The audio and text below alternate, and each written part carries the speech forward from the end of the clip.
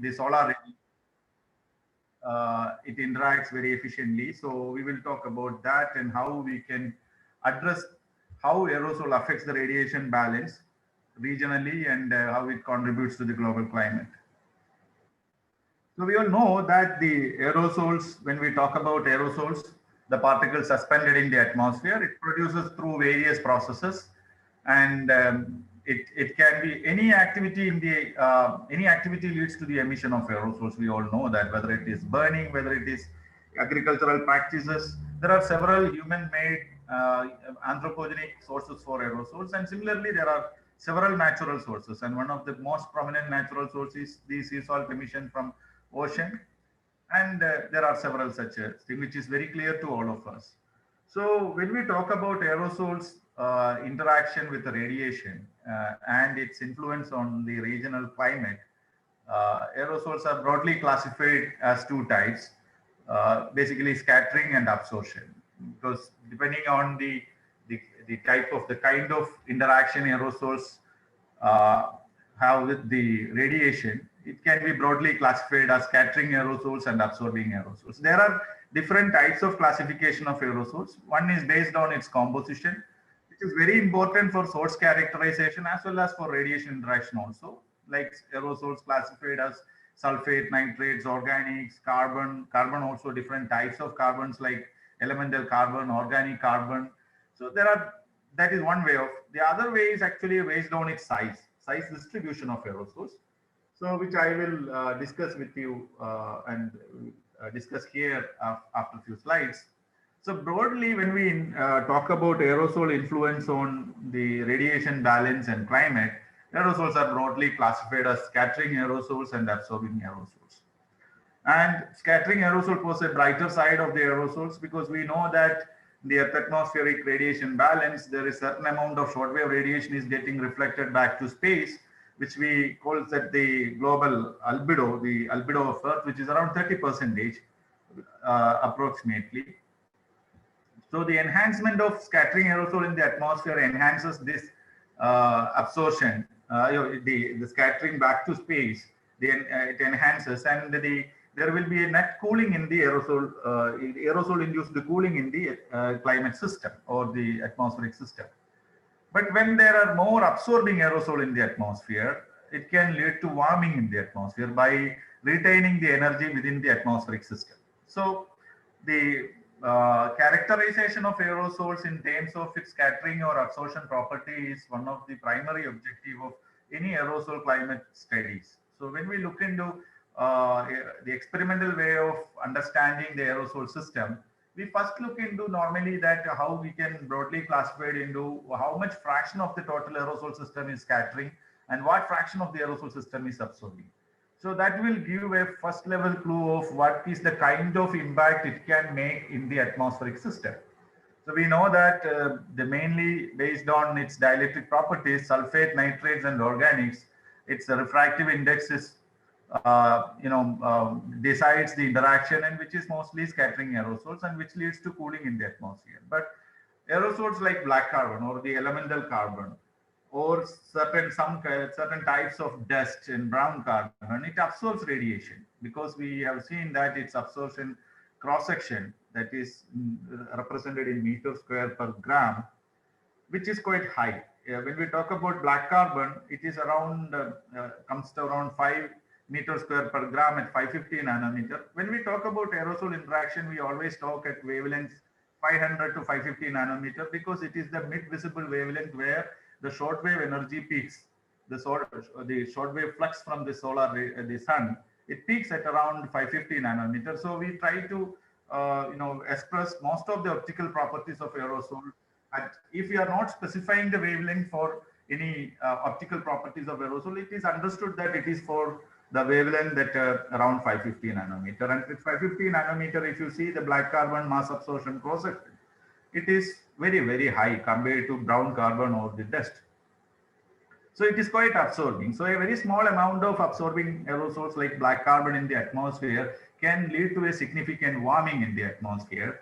And it was not known its importance till very recently, probably in last two and a half decades, or in the last 20 to 25 years, the importance of black carbon is realized, because mostly it was believed that aerosol has a cooling effect in the atmosphere. If you look at earlier literature in the 1980s or even the first IPCC report, it talks a lot about sulfates and the scattering aerosols. But later it was realized with the improved technology and improved techniques to understand the absorbing properties of aerosols, which got realized in the recent time, that it is now the absorbing aerosol also got a lot of prominence when we talk about the aerosol in the aerosol studies. Thanks to the effort, global effort by different investigators all over the world, now we have a very good understanding about the absorbing aerosols also over different region, and especially depending on the fuel use, because wherever the fossil fuel use is quite high, there these absorbing aerosol concentrations are also are very high, and it has significant impact in the Earth atmospheric system. So this is broadly we talk about aerosol characterization. But when we talk about aerosol interaction with the radiation, we all know I'm sorry to the experts in the field, but those who are in from other areas other than aerosols, we have studied, we know that the Means scattering theory. So according to the Means scattering theory, if you look at the left graph, we can see that the scattering efficiency of the aerosol system, it is directly related to the size parameter as well as the refractive index. The right y-axis is where the refractive index is. It is for different refractive index. The curves are generated, and this theory is it's not any new theory. It is developed 100 years before by Gustav Mie. He has very nicely brought out the theory based on the electromagnetic theory based on that. And now if you have an understanding about the size of the particles and the refractive index, we can estimate the scattering efficiency. Scattering efficiency means, or even extinction efficiency also, because the efficiency of the scattering efficiency is nothing but the ratio of the scattering cross section to the geometric cross section. So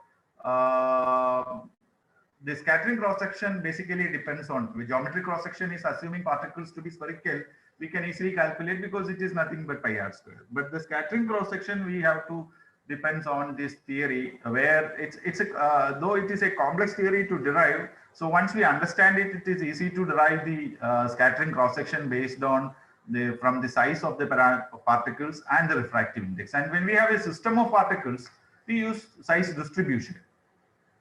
So here, if you look at the right graph, which is a very famous graph which I have taken from, which many people used to show, that if you look at the size versus scattering efficiency variation, you can see that scattering efficiency is normally used to be quite high at around 1 micrometer or between 0.5 to 1 micrometer size range. The scattering efficiency used to have very high value. So, but if you look at the residence time of aerosols for different size ranges in the atmosphere, you can see that the particles with the size ranges from between 500 to 1 micrometer or between 100 nanometer to 1 micrometer size range, we have a particle stay in the atmosphere for longer time. We talk about green field gap and things like that when we talk about the wet deposition and dry deposition. In the Pruppratsch and Klett book, if you look into on the microphysics of clouds, if you see, it has given the theoretical details about this residence time and its relation to the size. You can see that the particles in the size range from 100 nanometer to 1 micrometer stays in the atmosphere for longer time, and that is the size range where particle effectively interact with the solar radiation. Especially particles scatter most efficiently in this part of the size spectrum with the solar, especially in the solar wavelength. So there is, when we talk about the aerosol radiation balance, there is a natural, is that the solar radiation peaks around at the visible wavelength, and the size, the residence time of the different the spectrum of particles with respect to the size. If you look, the particles with the size ranges from 100 nanometer to 1000 and 1 micrometer has the longest lifetime, and that is the size range which efficiently interact with the solar radiation. So there comes its importance that the aerosol has the ability to interact with the radiation. So with this, it is very important that it is important to estimate the optical properties of aerosol. How can we estimate the optical properties of aerosol? So that we have an optical characterization which can be used in the radiation balance analysis. So one of the primary parameter, which is the extinction coefficient. The extinction coefficient is nothing but the fraction of radiation flux lost from a collimated beam for the unit thickness of aerosol due to the scattering and absorption. So it is expressed in units of reciprocal of length normally. So if particles are of same size and composition, it's quite easy, because if you know the extinction efficiency of one particle, and that if you know the cross section, the size of that particle, we can just multiply by its area pi r square, we get the extinction coefficient, and multiplied by the total number, which is in per meter cube, and this is we get the extinction coefficient in meter raised to -1. It is quite easy, but we know that in the actual atmosphere, it never be like this. Aerosols are not monodispersed. Aerosols are of different size, shape, and composition, and it varies with the height, it varies with the location, it varies in space and time, and it has a large seasonal changes. It has the no, it is we know that the heterogeneity of the aerosol properties makes it complex and makes it interesting to study. So in this context, when we talk about the polydispersive aerosol system, and we know that it is a continuous size distribution, it's a continuous function, we need to integrate over its size. And there, instead of the number of particles per meter cube alone, we have to take into consideration the size distribution of the aerosols. So when we talk about the optical properties of aerosol, one of the primary parameter which is related to aerosol, which is very important, is the size distribution. And from the beginning, from the study of aerosol started, there was a lot of attention put forward by different investigators to derive size distribution with the different techniques. And one of the most important and the most used technique is the inertial separation. Means particles are allowed to pass through a stream of flow, and where for a fixed flow velocity, we can separate the particles based on its size. The size depends on, means connected to the volume, and volume, assuming particles are spherical, if you know the size, it is related to the volume, and if you multiply it by a constant density, you can say that the inertial separation in a way is separating by size.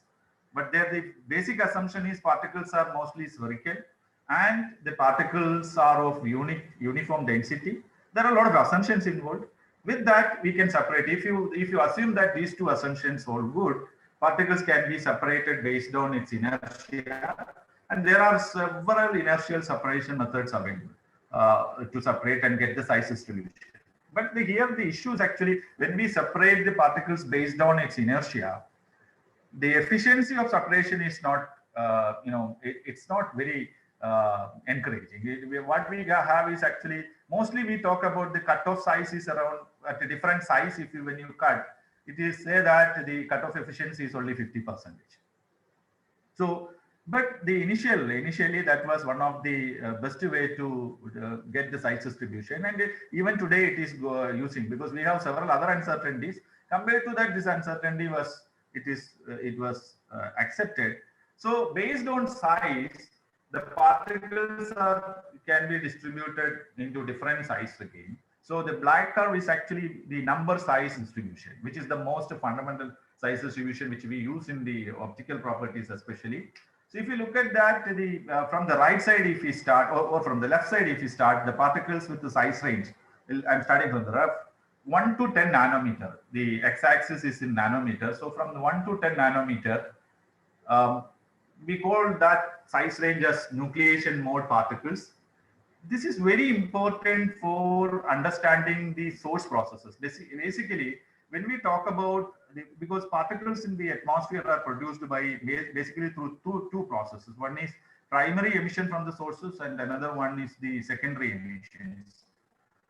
So secondary emission always happens through gas to particle conversion. There will be precursors like sulfur dioxide or similar precursors in the atmosphere, which in the atmospheric, appropriate atmospheric conditions get converted to particles. And it is one of the most challenging problem in the atmospheric aerosol studies to understand the gas to particle conversion, because getting the size distribution in this range from 1 to 10 nanometer is one of the most challenging issues. Even with the best available method now, so far people were talking about 5 nanometer onwards, and now with the improved technology, there are people working on particles with the size range from 1 nanometer with a lot of uncertainties. The main issue with this size range is the lifespan, because it stays in the atmosphere for about a few seconds or maybe very small time in the atmosphere, so, and it gets converted to the Nash size range through other the dynamics process which is related to the aerosols. So this study is very important for understanding the gas to particle conversion process, basically the secondary emissions from the precursor gases. So with this, this is one of the very important area of studying the atmospheric aerosol system. This is basically the gas to particle conversion, and the size range is called the nucleation mode. The next size range is from 10 to 100 nanometer, which is basically, it is called as Aitken mode. Aitken is one, it's the name of a scientist who worked in this area. He spent a lot of time in understanding the size distribution, basically using the condensation of particles on vapor, or condensation of water vapor on particles, and then getting optically detected or some other way. So that is one way, but this size range is basically is formed through the conversion. The secondary aerosol formed are getting converted to this mode, 10 to 100 nanometer, because primary emission to 10 to 100 nanometer size range is also very limited. So whenever we have a mode, means large number of particles in this size range, we think that these particles are basically coming from the transformation of particles which is formed through secondary processes in the nucleation mode and getting converted to this size range. But another thing is the processes are basically either condensation, that means the condensation of the vapor on an existing aerosol particles, or on coagulation processes, which is very important processes. The coagulation happens in nanonucleation mode. These vapors getting condensed on the existing particles and can form in Aitken mode. So this also is a challenging area to detect, but through electrostatic separation, we know that charged particles passing through an electric field will be experienced the force, the charge Q into E. And if you have a charger, when we allow the particle to enter while entering the particle, there is if we have a charging mechanism, and if we assume that all particles are singly charged, then we know that the charge of Q, we have an assumption, we can assume what is the charge on the particles. And if you know the electric field which is applied, basically we know that we apply a potential difference between two plates or between two cylindrical volume. So the electric field applied also can be, we can have an idea, so that the force applied on the particles QE, and we know that then when particles are passed through a viscous medium, it has a terminal velocity, and when we equate this force with the electric force with its gravitational force 6 pi eta AV, then we can get an idea, because knowing the viscosity of the medium and the velocity with which can pass through, we can have an idea about the size of the particles, and by properly adjusting the electric field, we can separate the particles according to its size when particles passes through. And this is the electrostatic way of separating the particles, and this is very challenging and very in fact it is a very costly technique even now, because of its realizing this technique is very. So there is an instrument called scanning mobility particle sizer, which can separate in this very small size ranges, basically below 1 micrometer particles into different size ranges. And it has a lot of assumptions involved, of course, but as I mentioned earlier, like a gravitational separation, the electrostatic way of by applying the electric field, this separation it will be able to separate at the lower size range more efficiently than the gravitational separation. So through this particles below 100 nanometer, we cannot separate through gravitational separation, inertial separation, not gravitational, through inertial separation, particles below 100 nanometer. The only way to get the size distribution below 100 nanometer is through by applying the electric field, something like a scanning the mobility by separating with the help of electric fields. We call it a scanning mobility particle sizer. So, but this size range between up to 100 nanometer size range, this is very important for understanding the source processes and as well as the processes like the condensation and coagulation processes, which eventually get converted to particles above 100 nanometer through aging processes. So if you want to understand the problem in fundamental way, we have to have a handle on this size range also. Then only we will be able to go in depth into because about 30% of the total aerosol system always assumed to be formed through secondary process. Though it is produced in the size ranges from at 1 to 10 nanometers, through different processes, it gets converted to the 100 nanometer to 1 micrometer, which is the optically active size ranges, which is very important for the aerosol climate interaction. So particles with the size ranges from 100 nanometer to 1 micrometer, we call it as accumulation mode size range. So the primary emission is one of the basic source for these particles, and there are particles processes also come to the size range, and which is very important. Characterizing them through different size ranges and its composition is very important. If you look at the blue curve, which is basically the surface area distribution, and if you look at the entire size distribution, if you convert it to surface area size distribution, we can see that the surface area size distribution peaks in this 100 to 1000 nanometer range, and the area decides how it interacts with the radiation. We know, according to the Mie theory, even the interaction of the photons with the particles depends on the area which it is exposing to the particles. So with that concept also, this is a very important size range. And if you look at the red curve, which is the volume size distribution, if you see, it gets peaked between 1000 nanometer to 10,000 nanometer or 1 micrometer to, we call them as coarse size particle or coarse mode aerosol. If you look at the mass size distribution of aerosol, the mass gets peaks in this. So when we take the entire aerosol system and get distributed into different composition based on, if you are not separating by size, if you just take a bulk aerosol sample, the main issue is actually the most of the mass will be contributed from the size ranges above 1 micrometer, which is not as efficient optically active area. So there can be always a bias, because it's a most of the mass is from this area. So when we convert in the actual optical calculations based on the bulk aerosol sampling, it always leads to a significant bias based on Mie theory when we do. So it is always advisable to separate the aerosol system into different size ranges and then do the composition analysis and then do the Mie calculation. It can give better results. That is the message from this side, from this. So with this, if you look into the actual size distribution, I don't know whether it is visible, the top, portions, it's not adjusted for. Yeah, this is actually the seasonal variation in the size distribution over Tumba, which where we have a laboratory at VSSC here.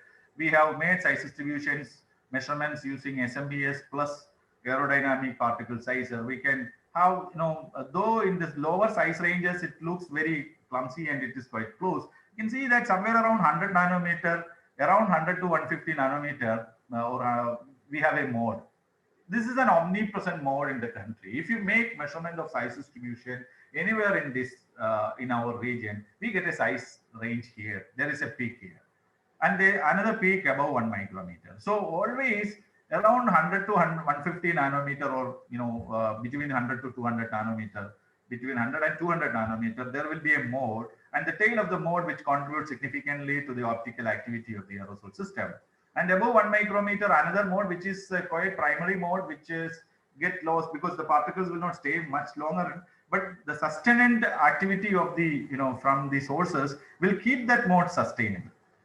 But if you look at the different seasons like winter, pre-monsoon, TMS stands for pre-monsoon, which is basically we say that April and May, March, April, May time, and SMS is the summer monsoon time starting from June, July, August, September, and then the post-monsoon time because after intense rainfall and all. If you look at the summer monsoon time, particles the size between 1 micrometer to 2000 micrometer, we can see a very prominent, size mode. This blue, where this right side blue, I don't know whether my cursor will be able to seen by all of you. I don't know how to take cursor from this. Yeah.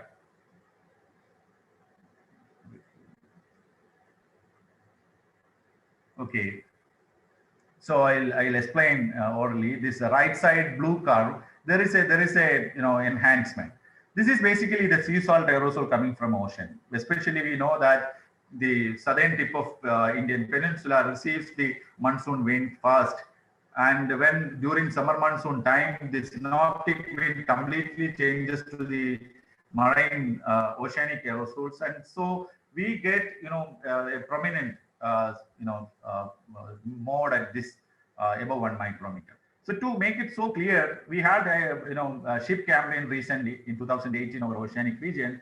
So instead of different season, sorry for these abbreviations, I just took from my from our publications. This black curve is for the Southeastern Arabian Sea, SEAS, Southeastern Arabian Sea. The red curves are for the Northern Indian Ocean, eastern part of the Northern Indian Ocean, and the blue curve is for eastern part of equatorial, not eastern, EIO is the equatorial Indian Ocean, and the green curves are for the Northern Indian Ocean, the western part. Way I told is like the seasonal change in the aerosol size distribution. If we over the oceanic region where there are no other sources, active sources, basically the advected aerosol and aerosol produced from the marine region. If you look at that, the mode which we have seen between 1 to 10 micrometer is quite present everywhere, over all the regions in the oceanic region.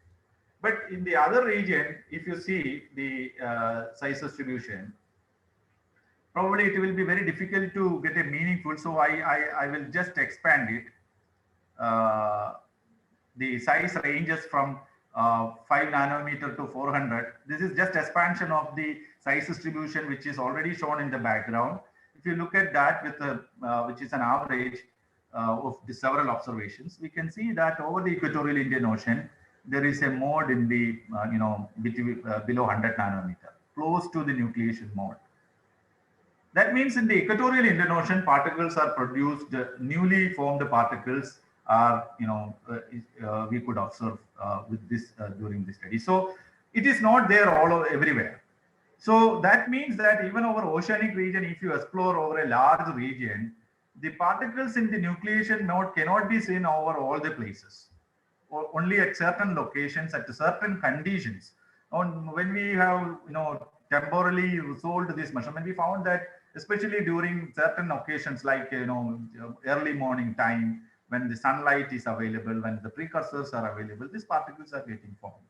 So that shows that the size distribution study can throw light not only into the optical properties, it can throw light into the formation mechanisms. And if you have contemporary, simultaneous measurements of the precursor, how particles, what is the formation mechanism also can be seen, can be studied, and which will throw light on, the very first, the primary aspects of so size distribution is very important. And the second aspect is that how to get the composition. So if we look at the equation here, we can see that it is not only the size, the extinction efficiency is very important to derive the optical properties. So when we talk about the extinction efficiency, which is QE, here I have represented in QE, which is a function of theta, lambda, and r. Theta is nothing but the refractive index. We know that refractive index is a complex parameter which has a real part and an imaginary part, because it's we know that it's when the photons passes through the medium, the amplitude gets damped because of the absorption. So which is the damping is basically represented by the the imaginary part of the refractive index.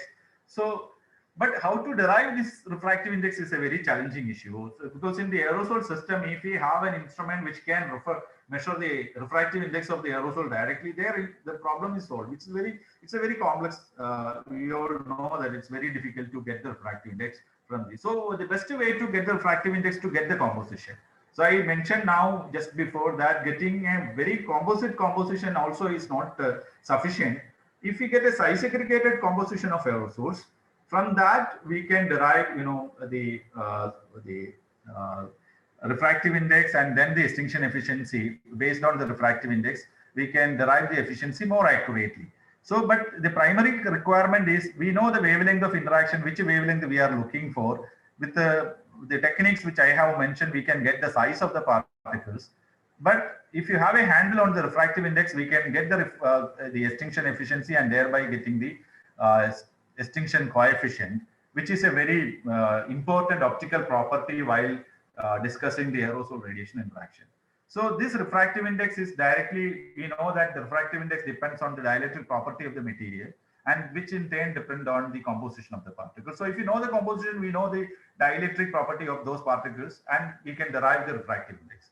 So it is very important to get the composition of the particles, and the best ways to get the composition is by our conventional method, get the size segregated aerosol system, or in as a primary way, getting the bulk samples collected through some samplers, get it analyzed through our chemical analysis using ion chromatograph, or now several techniques are there, like IC is there, ICP-MS is there. There are several conventional chemistry labs.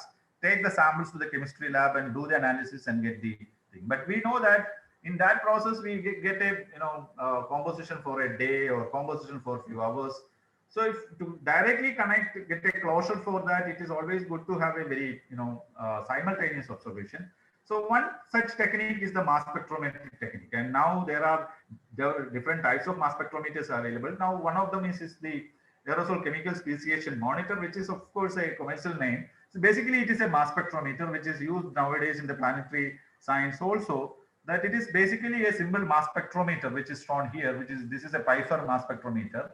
So if you have a mass spectrometer, and we know that these mass spectrometers work only in very high vacuum. So we have to take the aerosol sample and get dilute, and we should know what is the dilution we do, and then get ionize this, first is to vaporize them, ionize them and put it into, if it is a like a quadrupole mass spectrometer, we get different peaks corresponding to different charge to mass ratio. And based on the libraries, with the known chemistry, we can derive composition. But here, one of the basic issues is actually we should have a primary understanding of the composition, because the library depends on, the library of, there are, in the atmosphere, there are several aerosol of composition is highly heterogeneous. So if you have a primary understanding about that, then so the parallelly bulk sampling and chemistry also should be there. We should always validate this, and through that we can get a simultaneous observation of chemistry along with the size distribution. Not going into this, so much details into that, then I will not be able to cover the other part. So with that, we can get the sizes from the size distribution and the composition. We can derive the extinction coefficient of the aerosol system. So we know that the aerosol size and composition vary with from location to location for sure. Even at a same location, it vary with height. The altitude distribution of aerosol is one of the most challenging problems from the beginning. I understand that morning we had a lecture on the LIDAR remote sensing by Professor Jayaraman, and he has, I'm sure that he has explained how LIDAR can be utilized effectively to derive the aerosol extinction coefficient profiles. So, but they're one of the main, because I also learned from him through his talks many times, that one of the most challenging problem is getting the LIDAR ratio. Because the LIDAR ratio, which is basically the extinction to backscatter ratio, which vary not only with the location, it not only in season, it even can vary with the height also. But we assume that LIDAR ratio is constant over a particular region or a particular location, and then derive the extinction coefficient profile. But primarily, when we look into this problem, it depends on the aerosol concentration at a particular height and the composition of those aerosol system. If you can derive based on the equation which I have told before. Beta is equal to integral R1 to R2 pi R square Q into NRDR. With that relation, we can derive the coefficients at each altitude right from 0 to Z, and then integrate over from 0 to Z. We get a parameter called optical depth. But we know that the beta is expressed in terms of wave inverse of length. So when we integrate over length, the unit of optical depth is, there is no unit, in fact, there is, which is a dimensionless parameter. So basically this optical depth is an integrated extinction coefficient over a particular location, over a column of unit cross section, and this, which is a measure of the transmittance through that vertical atmospheric column. So getting, when we talk about aerosol radiation interaction, one of the most primary parameter to be obtained is the optical depth at that location. So large optical depth implies less atmospheric transmittance. That means when a stream of photons passes through the atmosphere, a significant portion will get extincted because of the aerosol if optical depth is very large. So the optical depth is a result of the combined effect of scattering and absorption, and if we can derive, but this is a quite expensive way of looking at optical depth. If to derive extinction coefficient at different altitude and then integrate and getting optical depth is simply not possible globally or regionally. So we have to look for alternate methods, either from space or from ground, with the other techniques. So there are different techniques. One of the technique I will be explaining today. So optical depth is defined now. So if you have an optical depth understanding, I mentioned now in the beginning that aerosols broadly classified into scattering and absorption type. So if you have an idea about the what is the fraction of scattering aerosol or absorption aerosol in the aerosol system, we can at least we get a primary idea that the aerosol system will either cool the atmospheric or warm.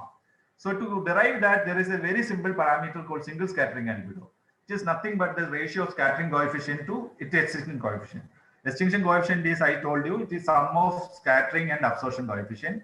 And if you have a method to derive scattering coefficient and extinction coefficient, you can derive single scattering albedo by simply by taking a just ratio of scattering to extinction.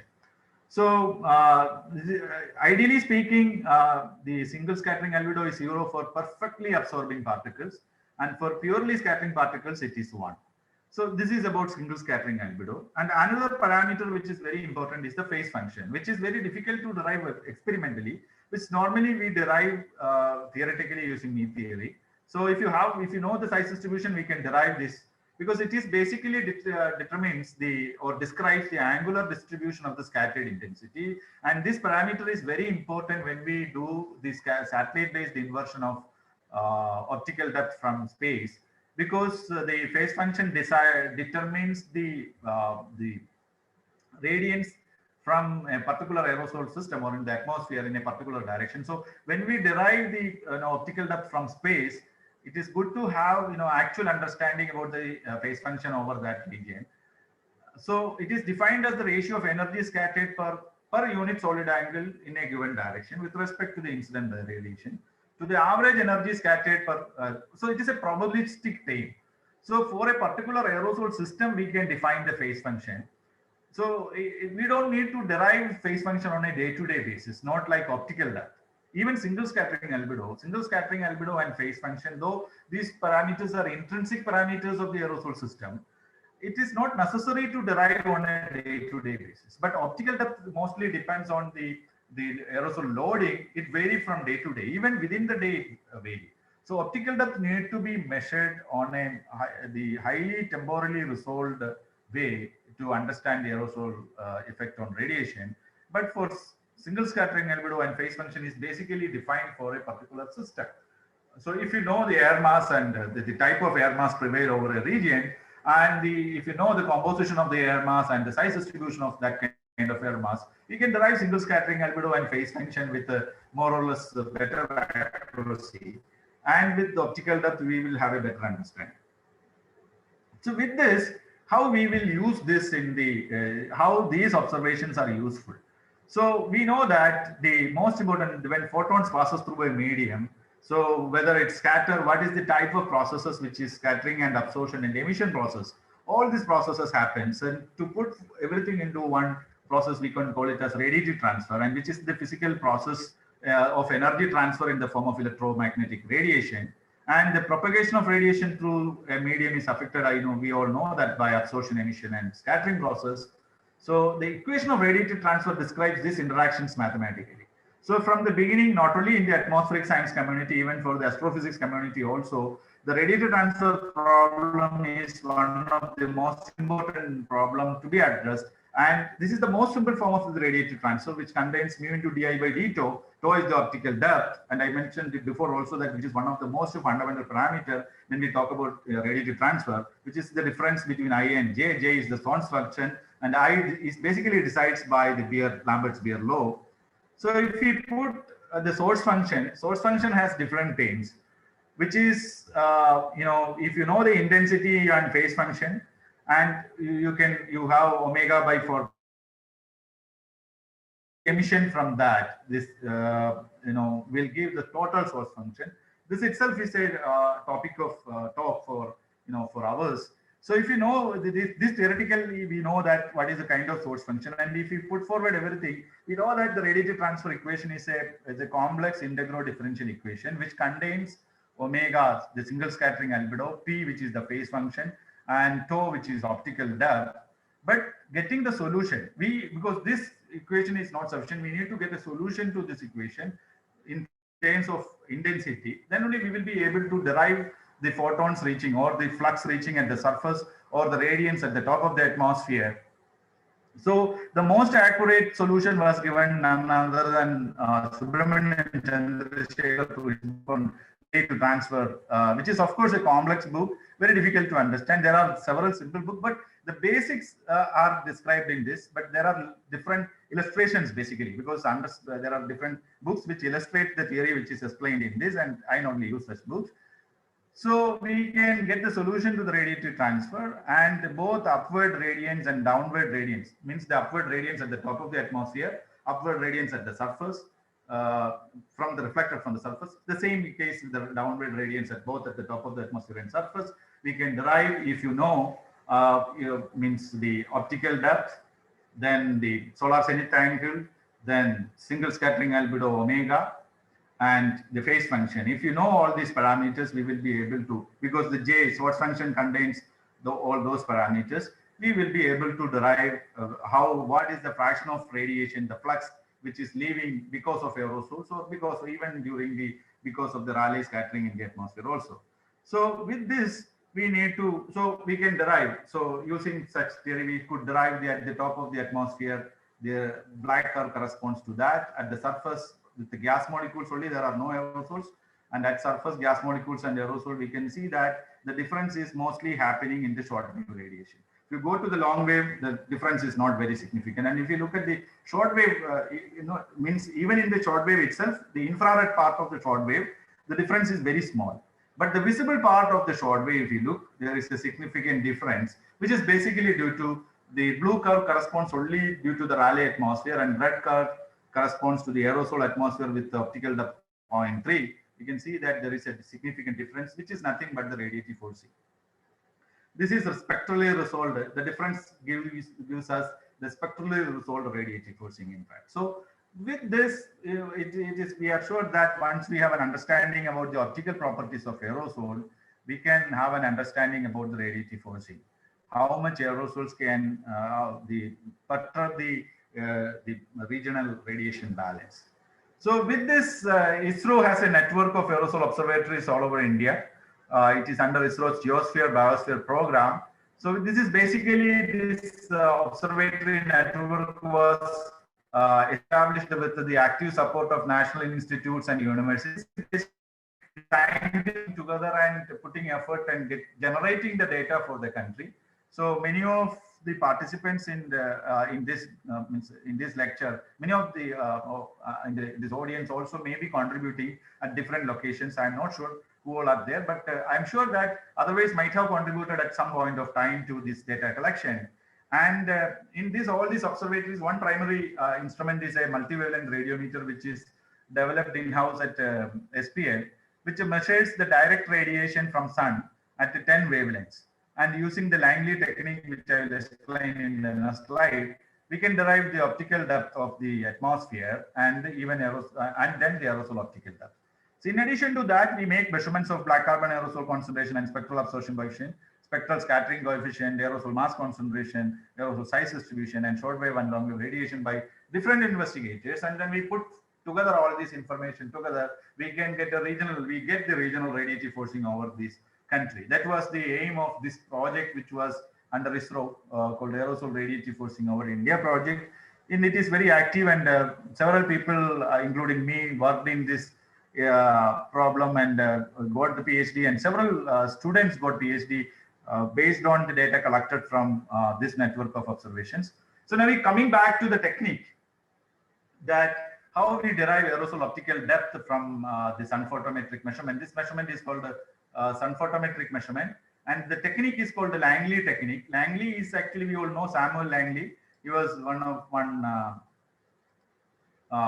famous scientist at in the beginning of the century. So it is basically his contribution is how to measure remotely temperature. We know bolometer was invented by Langley.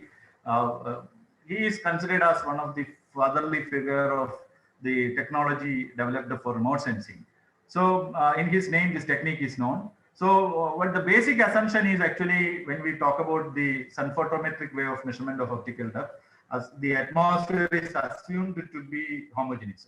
So we have to go through several assumptions to get a meaningful parameter, and those assumptions, understanding those assumptions and giving allowances to the assumption is one of the most important thing. The bracket after the estimation, because when we talk about the aerosol radiative forcing in watts per meter square over a region, over a location, or globally, the most important thing is the bracket. Means after, if it is say that 5.5 watts per meter square, in bracket we say that which vary from 3 to 7, or because that is contributed by understanding on the uncertainty. If someone says that what I found out is so accurate, it's very difficult to believe, because in our optical depth estimation itself, in our sinus scattering albedo, phase function, everywhere this uncertainty is getting propagated, and minimizing the uncertainty is one of the most challenging problem in the in the aerosol science. If you look at the IPCC report, that famous figure, the bracket, what we say is actually not our understanding on how aerosol interacts with radiation, which we know, but what is not known is the uncertainties. How far the what is the estimated uncertainty of, or known uncertainty of our estimations. So with this, if you here also there is one important assumption which is involved in the sun photometric thing, is atmosphere is assumed to be homogeneous right from the surface to the top of the atmosphere. So with that, the equation is the relation used is actually the Lambert's-Beer law, which is nothing but the in terms of the sun earth geometry, f lambda is equal to f0 lambda into r0 by r the whole square exponential minus m tau. This is the first part, f0 lambda into r0 by r. You can take as all for a particular day. This parameter all considered as a simple constant, then it is nothing but I at a particular wavelength. Intensity I lambda is equal to I0 e raised to minus m tau lambda. That is the thing. The minus m comes because sun, that over a day it varies from means it moves from zenith to nadir, and then so the air mass vary. We know that when sun is at the when it is at the nadir, it has a very low air mass to pass. When it is at the zenith, there is a large zenith, means the path which passes through the radiation photons has to pass through a longer atmospheric corridor. So that is characterized in terms of m, which is, we call it as geometrical air mass parameter. And this geometrical air mass parameter can be estimated by knowing the atmospheric density, then the radius of the location from where we get this the height of the atmosphere and the zenith angle. We can derive theoretically this parameter and the refractive index of the atmosphere. Of course, several assumptions are involved, but we get the m value with a reasonable accuracy. And once we have the geometrical air mass and look at this relation, if you see this, if you measure the flux in terms of voltage, this f lambda can be replaced by v lambda, and this entire constants by v0 lambda. Then this relation is nothing but v lambda is equal to v0 lambda e raised to minus m tau lambda. And if you take this, which is logarithm of that, is logarithm of v lambda is equal to a constant minus m log tau lambda, because logarithm of an exponential is nothing but that. So with this, if you plot this air mass, relative air mass along x-axis and logarithm of voltage, because voltage you are measuring with respect to air mass. Air mass is a function of time. If time, derive air mass. because if you know the time, you can calculate the zenith angle. If you know the zenith angle, using this relation, you can calculate the air mass. So we know that the voltage is a function of relative air mass, because voltage is a function of time, time is a function of zenith angle, zenith angle is a function of time, and zenith angle decides the air mass. So once we have the once we know voltage as a function of time, you can plot logarithm of voltage as a function of relative air mass, and the slope of that straight, and we get a straight line in a clear sky day. The slope of the line will give the total optical depth of the atmosphere. I am sure that many of the participants, many of the our audience are aware of this, and some of them might have used it in their studies. And those who are not in the field, I am talking about this to them. So once we have the total optical depth thus derived, and if you know the Rayleigh atmosphere, because we know that 79% of our atmosphere, not 99%, 78 plus 21 is caused by the nitrogen and oxygen, the diatomic molecules. And using the Rayleigh theory, we will be able to derive the Rayleigh optical depth at a particular location. And if you know the pressure value over that region, we can convert the number density of molecules and we can derive that. So once we know the location and know, we can derive the Rayleigh optical depth. So we know that the total optical depth is the sum of the Rayleigh optical depth due to the gas molecules plus the aerosol optical depth in a clear day. If sky is not clear, this technique is not at all useful. On a clear sky day, the total optical depth derived using sun photometer will be the sum of the Rayleigh optical depth due to gas molecules plus the aerosol optical depth. And if you know the Rayleigh optical depth, by subtracting Rayleigh optical depth due to the gaseous molecules in the atmosphere, the optical depth due to ozone and water vapor, you can estimate the aerosol optical depth. And the aerosol optical depth at different locations is shown in the top diagram. A lot of colors are there. I just put all the values there, which is basically monthly mean values. Starting from, these are the short letters which for different locations, whatever in the left side graph is shown here, at different locations. And here, some of the locations like Tumba, Trivandrum, the place Trivandrum as well as Visakhapatnam has the longest record. We have a very long record. Mysore also had long record, but it got discontinued later. And Jodhpur, we had very long records for a time. But by using that, we have recorded optical depth somewhere around 1985 to till this year. It is continuing at different locations. Of course, maintaining observatory is a very difficult task because it depends on the person helping us from that region also. There are a lot of discontinuity in the observation, but over a average, this is the kind of observations we receive. And if you just average for the entire country, you can see that optical depth is increasing. It is, of course, because there are a lot of anthropogenic activities over these years. The human population itself has increased, and their energy needs, of course, will increase the demand for so much of activities and which emit aerosols. So there is an increase in the optical depth per year rate over the Indian region as a whole. We can say which is around 0.005 per year. This is the ground-based measurements. The same way, this is from the ground using Langley technique we derive. Same way we can derive from space also, but there the technique is different. It is not using Langley technique. There the multiple scattering method we have to use. I don't know. I'll have time to talk about that in detail. But another important parameter when we talk about this is this optical depth we are deriving spectrally at a different wavelengths, not at one wavelength. We are deriving starting from 380 nanometer to 1025. We are restricting that because we are using a single detector, which is silicon detector, which is having response only between this wavelength. If you have to go above, means we have to have multiple detectors. So with this, we can derive how spectrally aerosol optical depth is varying. And we know that with the Mie theory, smaller particles very efficiently scatter smaller wavelengths, photons. So if you have higher optical depth at a shorter wavelength, says that there is an enhancement of these smaller particles in the atmosphere. And we know that the Mie theory always inversely proportional to the wavelength. There is a 1 by lambda, approximately 1 by lambda relation. We can say that 1 by lambda raised to alpha. This is the kind of relation where alpha is varying between 1 to 1.5. So which we can, we call that angstrom exponent alpha.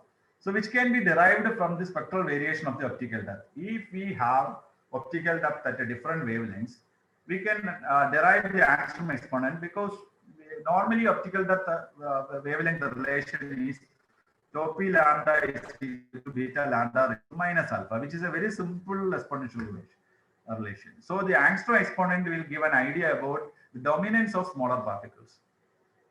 So we saw that parallelly, the angstrom exponent also showed an enhancement. That means there is an enhancement of smaller particles, which is due to human activity. That is only the, so, and this trend is not uniform over India. It varies with the location because there are different type of sources and it naturally. And the concept of network is not new. And we should be thankful to Anna Mani, is a legend in the atmospheric science, Indian atmospheric science.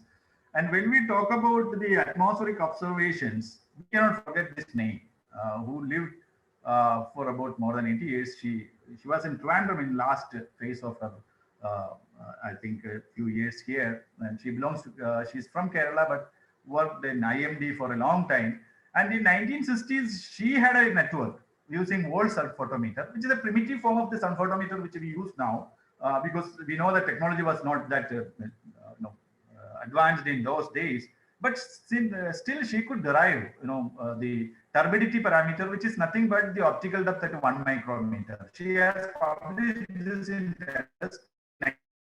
I think one or two, not only single paper, couple of papers she published in that. So we made an attempt to compare the turbidity parameter in the present day sun photometer, which is shown in red color, and in 1960s, which is in the blue color. There is a large enhancement. Of course, we should keep this in mind that the uncertainties involved in the earlier estimation and today, of course, with increased technology, our uncertainty may be not to that level, but we can see that within the uncertainty, we can see that there is a large enhancement in the aerosol loading over Indian region from 1960s. The measurements were carried out between 63 to 64 or something. She published it in 69. So this is the kind of, over a period of 3 to 4 decades, there is of course a large increase. So we had observation, when we talk about aerosol observation, it is not a new thing in India. Even in 1960s, there were efforts.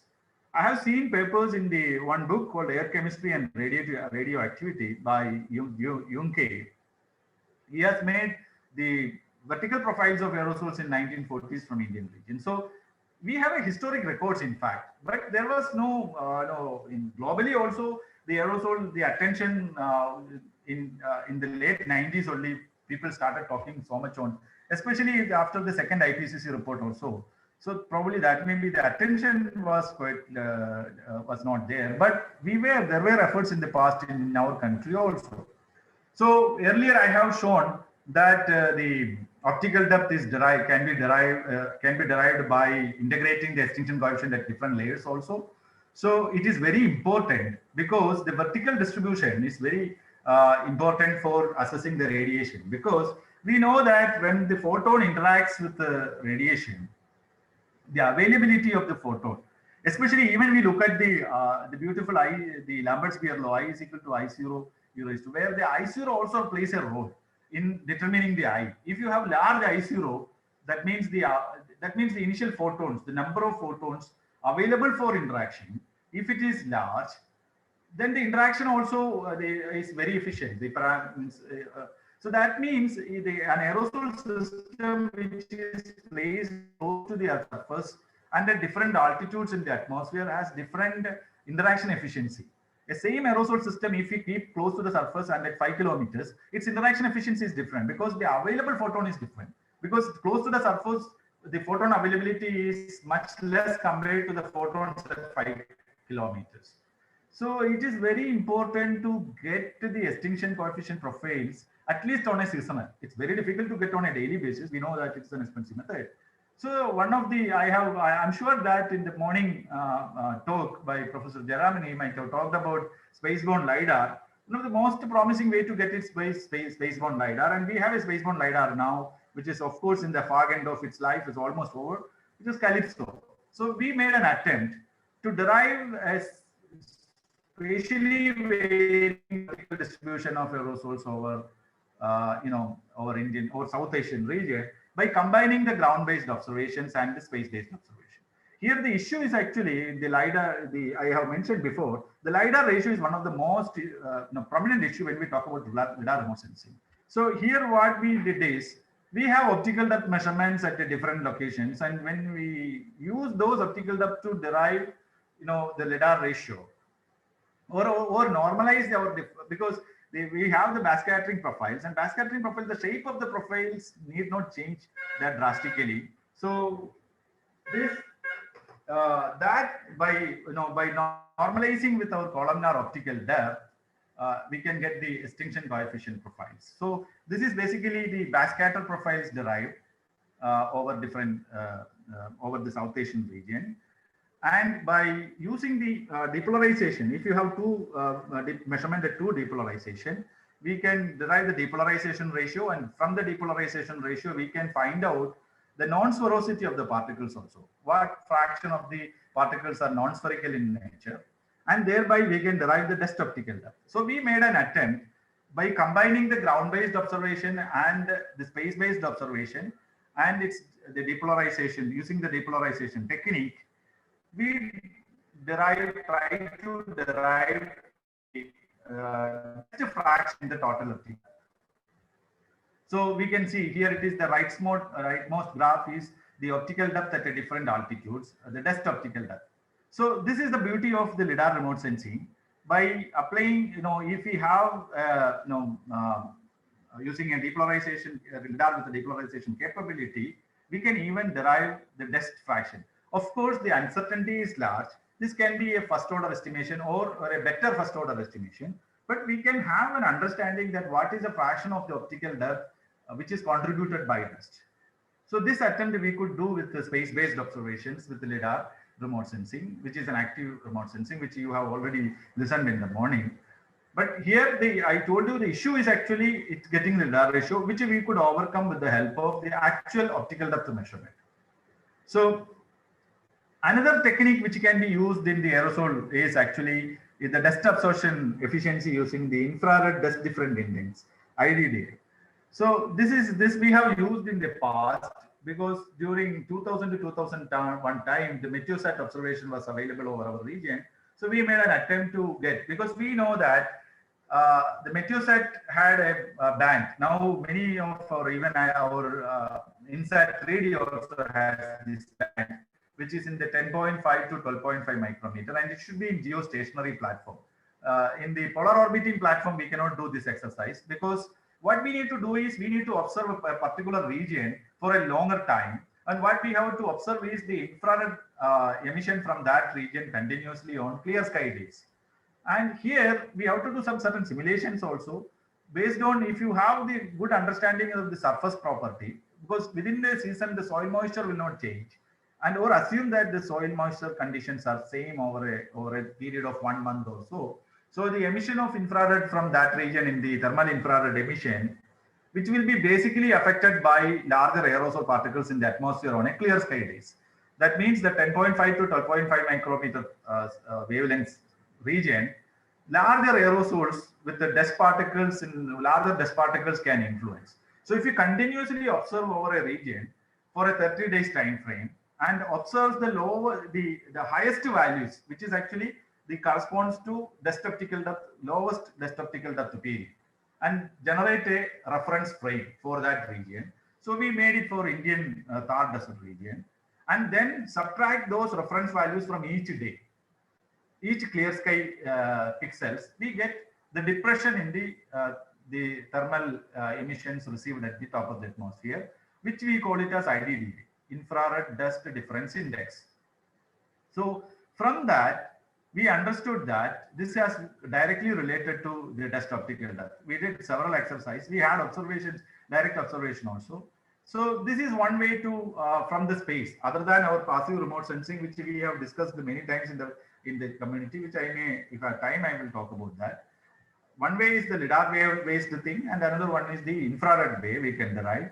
We found that this infrared, IDDI is directly related to the dust absorption also and optical depth. And we derived a parameter called dust absorption efficiency over this region. And we found that the Thar Desert, we derived it for Saharan region and so Thar Desert region. We found that the Thar Desert region dust absorption efficiency is quite high. Later, through chemical analysis, we found that the Thar Desert is totally different from the Saharan dust. Here the iron content is more in this particle, which is more absorbing. There are a lot of research work is going on that. So this is another space-based technique to derive thing. Another way is actually when we look into the technically, when we study the profiles other than the LIDAR is the actual measurement. Because in the LIDAR-based measurements, we have to have several assumptions. But at least over a seasonal basis, we should have an understanding about the profiles over our region, so that which will act as a primary assumption to start the inversions. So with that in mind, we have conducted several aerosol profiling over our region. We formed a program called Regional Aerosol Warming Experiment. My colleagues, some of you maybe know them, like Mukunda Gogoi, Vijay Kumar Nair all participated. All of us participated. This experiment we conducted at different years in 2012, 13 and 14, and even in 2016. So several years we conducted such experiments of profiling the atmosphere with actual measurements, So it's it's a very laborious and very, it involves a lot of money also. But as a first way, we have to have this to get to first, because always getting, doing assumptions, we thought that we will have an attempt to derive on a seasonal basis the profiles of aerosols and get the single scattering albedo and try to derive phase function to an extent. And so in that attempt, we made several observations over Indian region from different regions. So basically, we focused over Indo-Gangetic Plain and the central India in this experiment. So all of you can also contribute. As much observations in this will definitely add to our aerosol science in the country, because getting these profiles will be very useful for the remote sensing community as well as the modelists. So we could derive the blue profiles corresponds to the winter time, and the red one corresponds to the pre-monsoon or spring period. You can see that the blue to red transition above 1 kilometer is quite significant. So the basic, results with aerosols are more radiation absorbing, and it is lifted to higher altitude during pre-monsoon time. So which we can see even in our, and we tried an attempt during that time to get the samples and do the SEM analysis, scanning electron microscope analysis, to find out the shape of the particle. So far, I haven't talked about that. The shape of the are also very important, but it's very difficult to include it in, in our studies. The reason for that is the shape of the particles. Why it is so important is our assumption is actually basic assumption is the spherical the particles are spherical, and we derive all the optical properties. But when we talk about, when we look at the aerosol samples in the, actually if you look at this spherical asymmetry has imposed a lot of uncertainty. But we need to, because it's a long way to go to include that in. Now there are metrics, whether it's like T-metrics methods and things like that are getting evolved. I'm sure that in the time, in the decade, the non-sphericity of the particles will be definitely included in the aerosol radiative flux and remote sensing calculations. But why it is important is, over the Indian region during the studies, we collected samples on filters, tried to do scanning electron microscope analysis and the EDS, energy dispersive spectra also, just to understand whether our assumption of spherical is very good. And we look into particles, we found that if you look at the statistics, the 65% or more than 50% of the particles are in yellow, and the yellow corresponds to IR. IR, if you look at this, it is called irregular rough, which is the D shape. It is not spherical. So more than 50% of the particles are not spherical, in fact. So that itself is it imposes a good uncertainty. And now our time, the aerosol science community has to put a lot of time to solve this issue, I feel. So the basis now is there. Like we are very sorry. I'm very sorry to say that the person who did so much work in this field is Michael Mishenko. But unfortunately, last year he died. He's a NASA scientist. He developed the T-metrics method to study the scattering by morphologically complex particles. And now these codes are also available now. The students who are in this field now are going to take up this as a career, or would like to focus on this, can take this a very good problem for us. How we can non-sphericity of the particles into our radiance computation at the top of the atmosphere, or how much in uncertainty it has So the theoretical things, there are a lot of scope for that. There are some other things also. I don't know whether time is there for to talk about that. So one thing we understood is that during the pre-monsoon time over the Indian region, it is the aerosol system is heavily loaded with the dust, and which is getting transported from the the dust dominated desert regions, and which get transported to this region. And we could characterize it with the different techniques. We have an understanding about its single scattering albedo now, not telling a complete understanding, but to a good thing. With this, we could derive the radiative forcing over different regions. This was published in Climate Dynamics in 2016. We found that the atmospheric warming due to dust aerosols during spring, even it overwhelms the black carbon contribution in winter. And we should, when we talk about the aerosol climate problem over our region, you can see that we always focus on the winter period, which is where the aerosols are mostly confined to the first few kilometers, 1 kilometer, 1 or 1.5 kilometer. But in the spring, or we say that by February or March, the fog issues are solved, but the aerosol system, which is dominant near to the surface, is getting lifted to the higher altitude, in fact, because of the intense convection. And it contributed to a peak, means there is an aerosol system in the free troposphere, which is actually important when we talk about the free tropospheric warming due to aerosols. And this atmospheric warming is basically in the free troposphere. And there are hypotheses like Lao's hypothesis, which says that the pre-monsoon heating due to aerosols has the potential. Of course, there is some other school of thought that its contribution is very small, but that is quite significant. When we see observations says that free tropospheric warming is a fact, and it is basically is happening during the spring. So this I will skip and go to this, and we try an attempt to profile the aerosols with the balloons. One of the faculty at IAST, Punaram Sinha, was an active participant with us during this experiment, and I'm very thankful to him and his team for helping us. And in fact, he was part of this study and who contributed both in the analysis of this work also. And we could find that during springtime, and whenever we did profiles, there is a significant amount of absorbing aerosol, especially like black carbon, not only dust, is getting transported. So this is another way of understanding. But of course, this is a very expensive way of observing aerosols, high altitude balloons, and it is quite expensive to have a flight. But at least on a periodic way, the best way is to have a consortium of people and a project using different technique and get the profiles, because each flight costs a lot, but each flight can take a half ton of payloads. So if you different investigators coming together and putting different payloads, probably will be able to do much better experiments in future. So by this we can able to profiles up to 10 kilometer, even beyond that. With of course, here also uncertainties are quite high. There are so many uncertainties, but this is a method of observing and getting files and distinction coefficients at different altitudes up to about 10 kilometer range to get a thing. So there are, through this, we can even derive the chemistry, but this is not with the balloons it was derived. It was with the flight aircraft experiments, which is, of course, not Indian aircraft, and this was published in ITISO. So we can get this ice-resolved, which is, of course, a dream for me, to get the ice-resolved composition of aerosols and its profile. It's very important to understand its radiation. Another area which is recently in the aerosol observations is concerned is the aerosols over Himalayas. So where it is so important is actually the deposition of absorbing aerosols over Himalayas need to be understood, because it can affect the albedo of the snow or the glacier, and by thereby affect the life of the snow over that region. It is not only through indirect way albedo effect, even the direct effects are also important. We have made several attempts to characterize aerosols. We have very long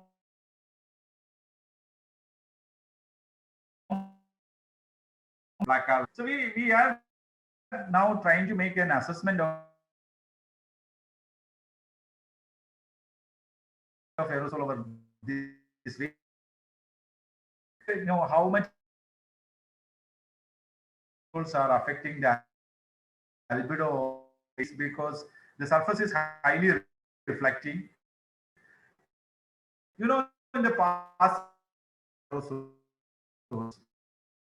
what at the top of the atmosphere is only radiance. We cannot even, we have to have very good understanding about the subform to get the radiance at the top of the atmosphere and invert into optical depth.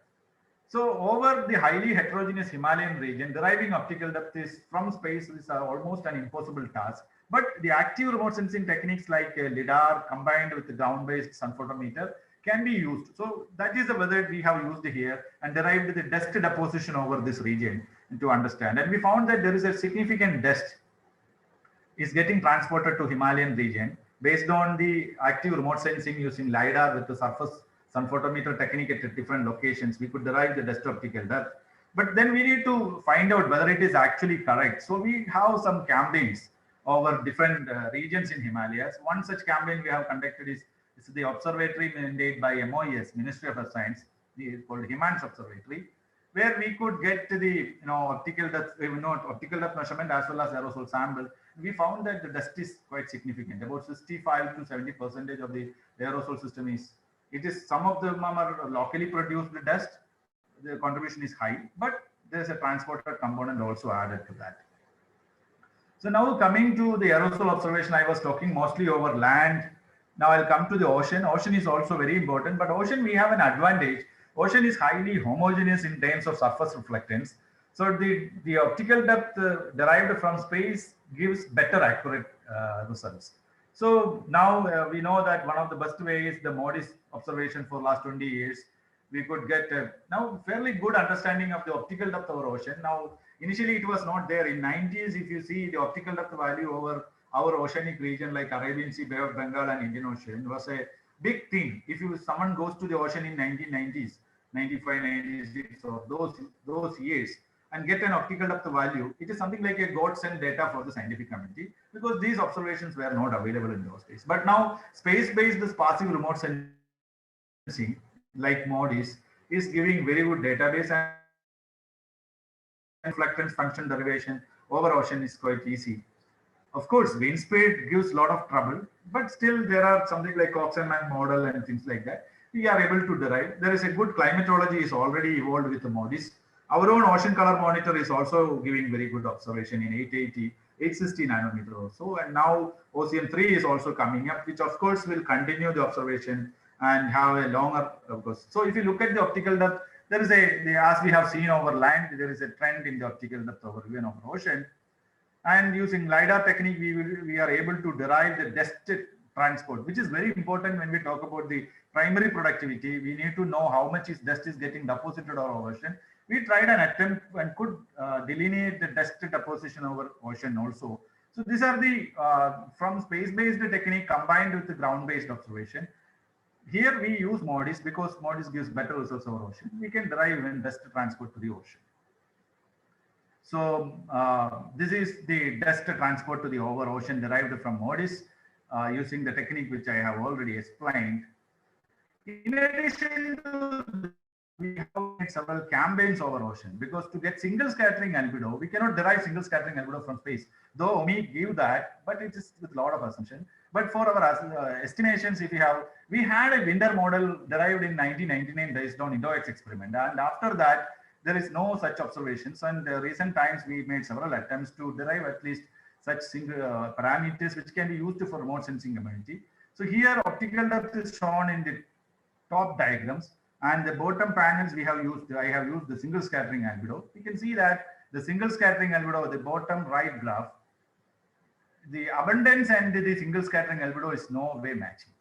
Because wherever aerosol is highly abundant, it's not necessary that their aerosols are to be very absorbing or scattering. So it's just, we have to have separate observations. And we found that even in the central part of oceans, we can have aerosols which are highly absorbing.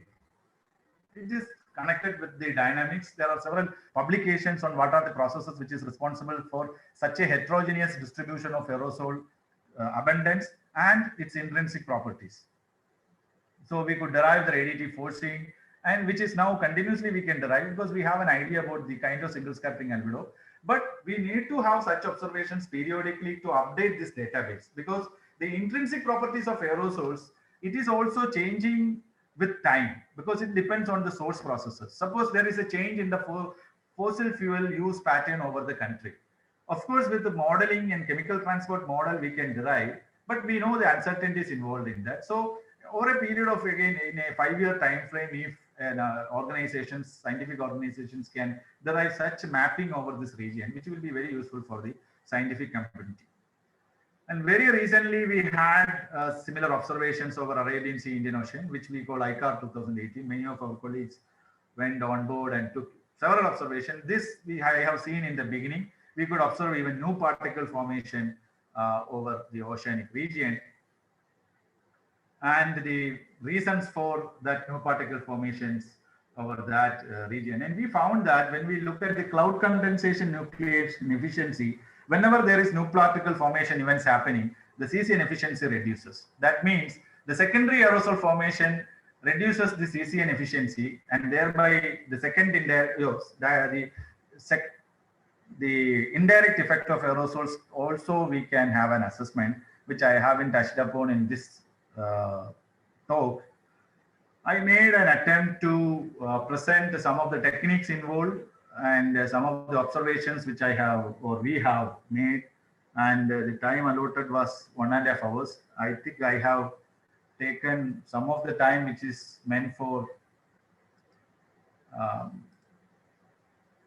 probably questions, but I am ready to take up question. I think I was quite fast at the last phase. So okay, how to come back to?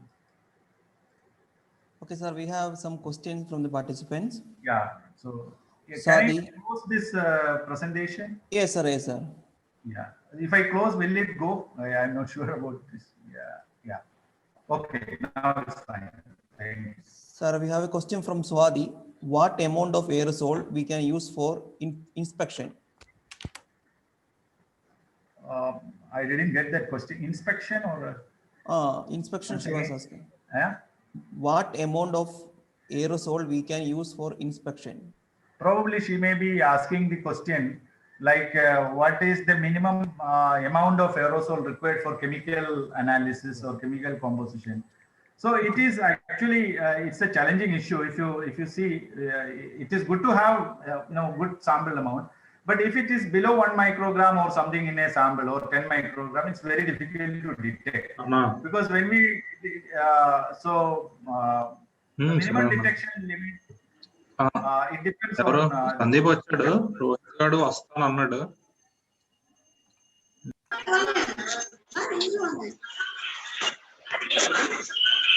Hello. So sorry, sir. You can continue. Yeah. So at a highly urbanized region, we get enough samples to work on.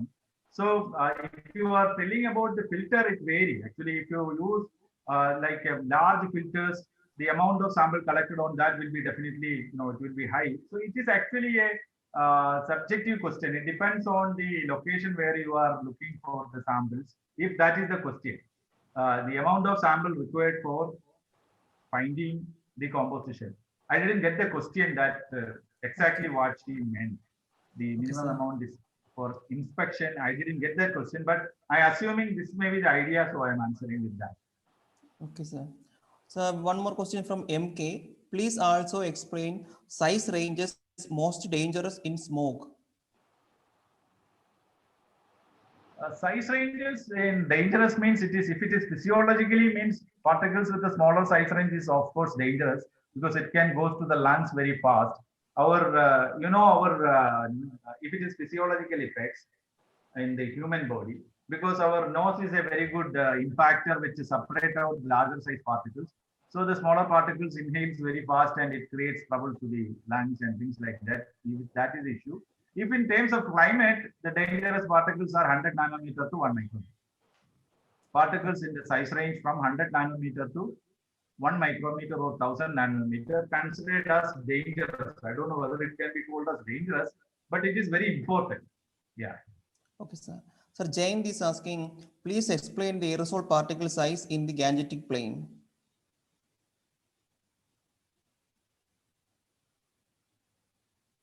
Please explain. The aerosol particle size in the gangetic plane. Aerosol particle size in the gangetic. Particle size in the gangetic plane, I told you in that presentation that if you look at the size distribution, one of the omnipresent size range is between 100 to 200 nanometer, you get a mole. if you measure anywhere in India, which is basically comes from the black carbon or the burning, any kind of burning produce so much of particles in the very fine size range, and its mode is mostly between 100 to 200 nanometer size range.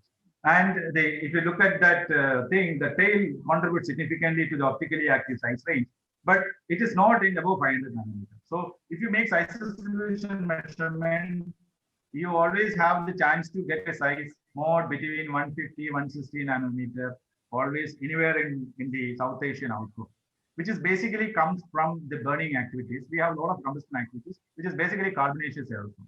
The nest mode is mostly comes above 1 micrometer.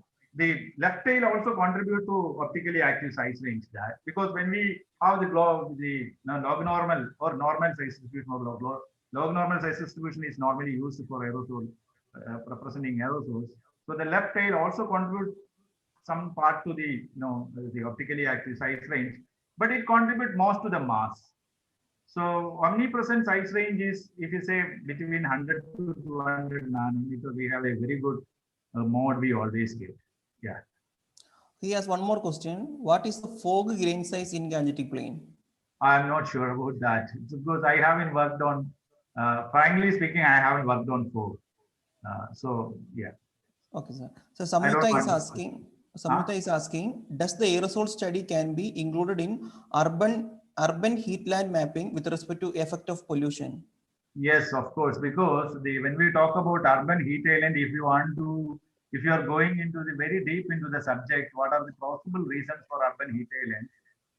This aerosol also can contribute to that, because the absorbing aerosol also can warm the atmosphere in urban. But I don't think so far any much studies on the aerosol influence on urban heat island, which is published in literature.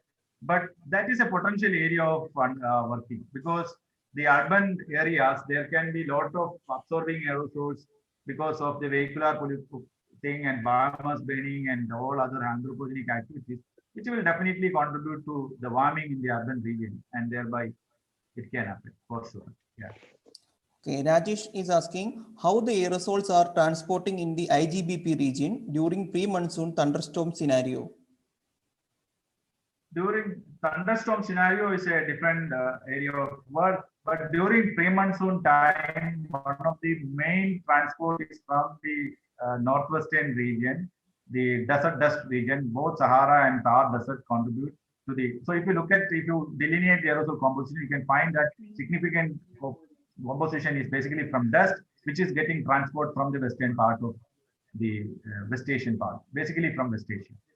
It can have connection to the thunderstorm. I have seen papers from our group in Calcutta, how aerosol connected to thunderstorm activity and things like that. Of course, because the aerosols can affect the conductivity of the atmosphere, and of course it has some influence on the thunderstorm.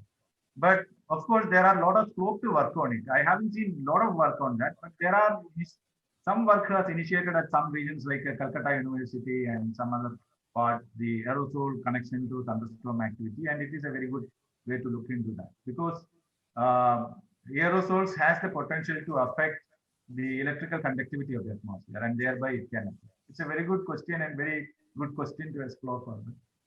He has one more question. Can you please explain how aerosol can impact the CBH? Yeah, cumulonimbus, something like that. CBH is simply written CBH. Yeah, probably cloud formation, cumulus cloud formation or something. Not a meteorologist, I am basically a physics by training, but still I read all this. There is something called cloud invigoration.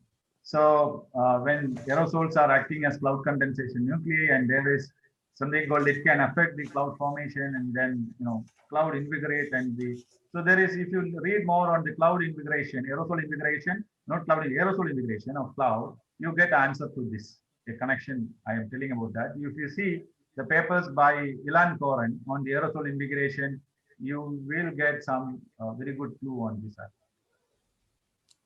Okay, sir. Praveen is asking, is there any particular scaling law that describes the particle size distribution across the different modes? I was expecting a rather smooth transition, either from larger to smaller scales, but the results doesn't seem to suggest that. Is there any physical mechanism responsible for that? Yeah, actually it is, I may be, Praveen may be finding difficulty to merge the gap between two, it is basically due to measurement technique. Frankly speaking, the transition is quite smooth from different size ranges because it is not cutting at a different thing, but we use different techniques. The technique has its own uncertainties. And so to merge those gaps is, you need to have a very judicious way of seeing that, because no single technique can measure from 10 nanometer to 10 micrometer. So you use different technique, and always there is a slight or DC offset kind of thing, which is basically comes from the inherent uncertainties in the technique. But actually, theoretically, it is continuous. There is no doubt about this. NR is size distribution is a very continuous function. It is never, otherwise it should be two sources at one place, and you are measuring close to the source. Probably you may get such a very sharp transition. But actually, when we talk about aerosol measurements, you should not make measurements very close to the source when we talk about aerosol radiation interaction. We should make measurements away from the sources so that it will be, larger particles get settled down and you get a very continuous function. And theoretically speaking, it is continuous. Yeah. But these are the problems we experience in our actual observations. So then you need to find out what is actually very that large transition, and you will be able to find out the reason and probably able to solve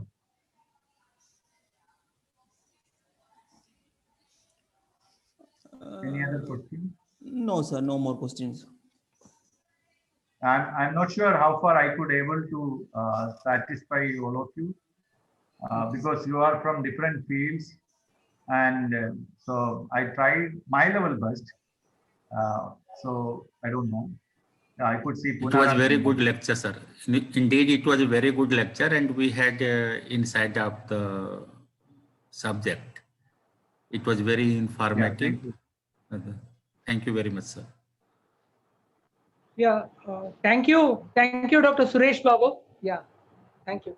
I took little more time. Probably I have taken their discussion time also. I'm sorry for. No, that is fine. That is fine. That's fine.